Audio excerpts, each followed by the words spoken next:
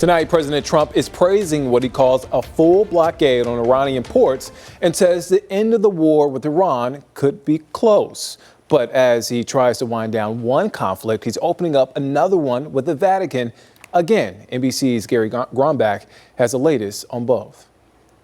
President Trump promoting an optimistic outlook on peace talks with Iran, telling one news outlet it's possible this now 6-week-old war will be over by the time King Charles visits later this month.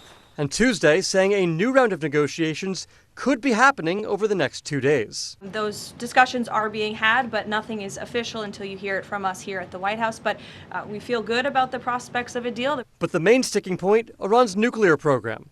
Trump says the country must agree to end its ambitions. Well, first of all, if they don't, we're not making a deal, okay? So there's no deal.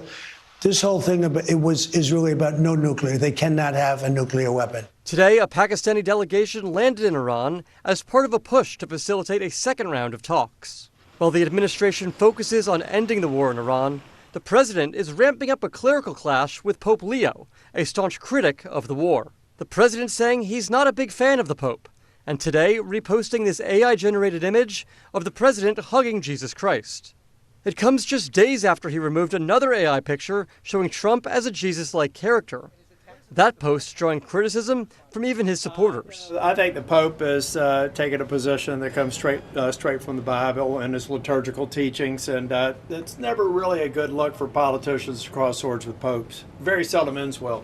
But Vice President J.D. Vance, a Catholic, cautioned the pontiff. If you're going to opine on matters of theology, you've got to be careful. You've got to make sure it's anchored in the truth. Pope Leo says he's not afraid of the president, and today continued his tour through African nations. Although we have different beliefs, we have different ways of worshiping, we have different ways of living, we can live together in peace. This afternoon, the Senate voted on a war powers resolution that would block any U.S. military operation in Iran until Congress gives their approval.